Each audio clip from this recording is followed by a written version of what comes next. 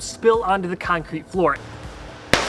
Whoa! And that could be very dangerous because I've always heard that when concrete gets really hot, it can explode from the heat, and that would be bad because aluminum could get flung everywhere inside the garage. This is a phenomenon known as spalling. More on that later, but it can also happen to rocks around a campfire. They can get so hot from the fire, they can just explode, or at least that's what I've heard. So today, we're going to be testing how dangerous are rocks exploding in a campfire, and is molten aluminum enough to make concrete explode and fling molten aluminum everywhere. So first, let's get started mixing up some concrete. Alright, so we've been working on making our own concrete mixes to see if they explode or what. So the first one we did was filled with Orbeez. We shredded up a bunch of Orbeez like this and mixed them into the concrete. And that didn't end up working too well. Well, I mean, it worked, but it split the concrete, I guess, because the Orbeez started expanding and broke apart the concrete. But they are in there, and we fixed it up a little bit, so hopefully we can still try this one. We also made two more special mixes of concrete. One filled with rebar, which was really just chopped up wire, and another one filled with a ton of tiny little stainless steel BBs used for sandblasting. So the theory here is that steel expands when it gets heated. So the steel will expand inside of the concrete when it gets hot, putting a lot of stress on the inside of the concrete, causing it to explode. So while these are drying, let's test out rocks in a campfire. I heard that they can explode like a grenade, but is that really the case? Let's put it to the test. I learned in Boy Scouts, don't make campfire rings out of the wrong type of rocks, because you can just be sitting there enjoying a fire and then all of a sudden it sounds like freaking Vietnam going off with the okay, it's not that dramatic, but sometimes the rocks do crack and explode. So we got a bunch of different kinds of rocks here that we're going to try out. We've got like granite, jade, some slates, we have two different types of river rocks, this is some little cement brick wall I made, and we're just going to light it on fire and see which kind of rocks explode the best. After about 8 minutes of the rocks cooking in the fire, we got our first rock crack. But that was only one rock, and there's still a lot of rocks on that fire, so we kept that fire going for 15 more minutes, because let me tell you, there's nothing like sitting around a hot, smoky campfire in the middle of the day in Florida. Oh, that was a big one. Camera, high speed. Well, we had a couple big pops with the dry rocks, but nothing that I would be too worried about. Next, we're going to be trying the same rocks, but this time I've been soaking them in water. So here's my theory. When water heats up, it creates steam, which will put a lot of pressure on the inside of the rock, possibly causing the rock to explode. So, are wet rocks more dangerous than dry rocks? Let's find out. So now I'm curious if any of you guys have ever experienced any exploding rocks in a campfire. If you or your friend ever had any rocks explode in a campfire, put the story down below in the comments. You know, was it loud? Did it scare you? Did it fling off and hit you in the face? We'd like to know. Put it down below. Anyway, after only a couple minutes, the wet rocks really started popping off. Oh my god. That shot.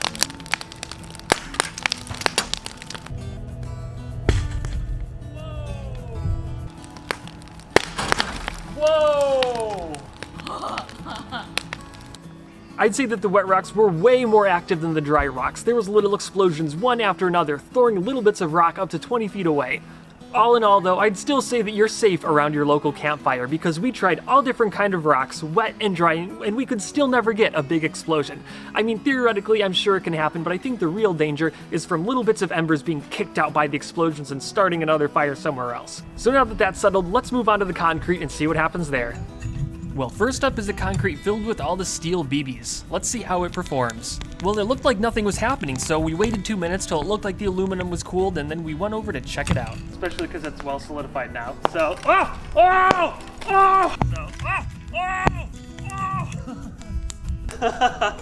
oh my gosh, right when I said that, it happened.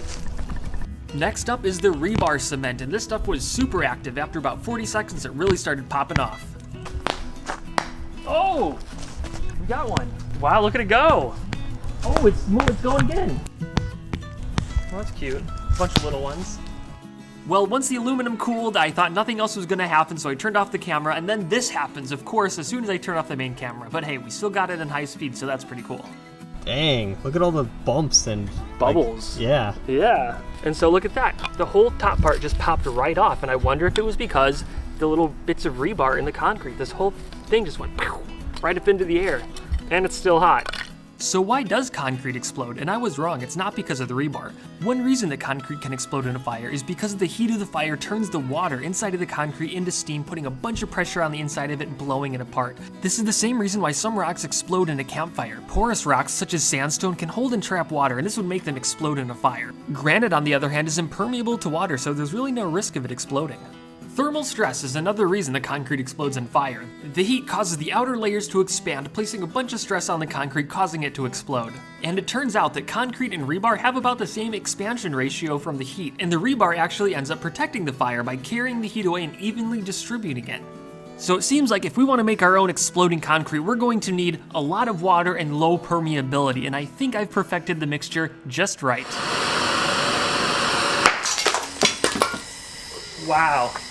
So now that we've learned why concrete spalls and what circumstances and materials cause it to spall, I've went ahead and reverse engineered that list into this. This is my own DIY super spalling concrete mix. Number 1, it's a very strong, high performance cement. Number 2, I've added diatomaceous earth into it to really clog up the pores and really build up the pressure on the inside of the concrete. And number 3, I've been soaking it in water to really increase the moisture content of this. So what this is, it's a block of concrete with a void in the center. It's basically, I used one of these little 1-quart buckets on the inside of it like that. So we're gonna pour molten aluminum inside of it this time instead of just on top of it. So it'll be in contact with the molten aluminum a lot longer, and hopefully it'll heat it up enough that the whole thing will break apart.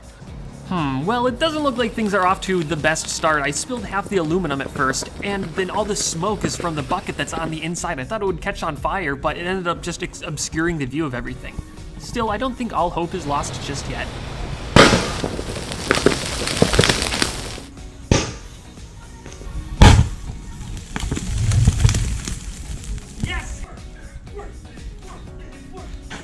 Yeah, you can tell that I'm a little bit excited about how well this worked. I didn't have high hopes for it, and ironically, this was way better of a volcano than I made in last week's video, and it was totally on accident.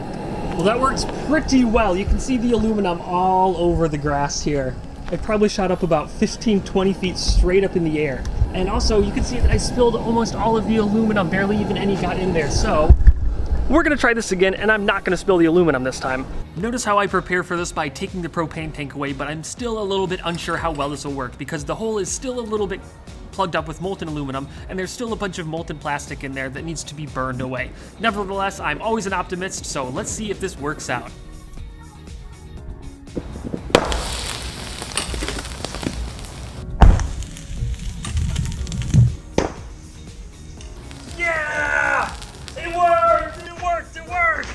Yes, that is exactly what I was hoping for the first time. You can see that the entire block split in half and the molten aluminum shot straight up like some kind of shaped charge. Wow, now that was more like it. That thing, look, come over here and see this. It totally cracked the concrete in half right here.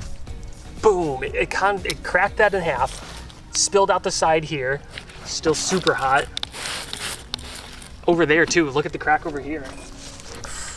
Yeah. So that thing exploded, and there's stuff all in the grass over here. Check this out. Little bits in the grass like that. And it went far too. Let me show you how far it went. Well, number 1, my poor orchids, it landed on the roots of the orchid over here. Oh man, poor thing. But it went all the way, look at this, in the leaves. It's like sprinkles of aluminum. It's sprinkles, but still, that's 25 feet away. So, yeah. And it's still hot. It's hot sprinkles. Still hot. Luckily it rained because nothing's on fire right now. Otherwise everything would be on fire right now because it really scattered the aluminum, 20 feet in all direction. And this is the perfect reason why you don't pour aluminum in a wet mold, because it will crack and explode and sputter all over the place just like that. I want to do an autopsy on this and see what's on the inside. Whoa! That I don't like. I feel like you're making it mad. Oh, there you go. Oh, you got it! Wow, that is like the perfect... That looks exactly like the crucible. Well, I think that settles that. Definitely pouring molten aluminum into something that has water in it will cause an explosion, especially with our super spalling cement. Anyway, we have one more test, and that's to pour molten aluminum on the driveway to see what would happen, because that's what would actually happen in real life if I spilled it.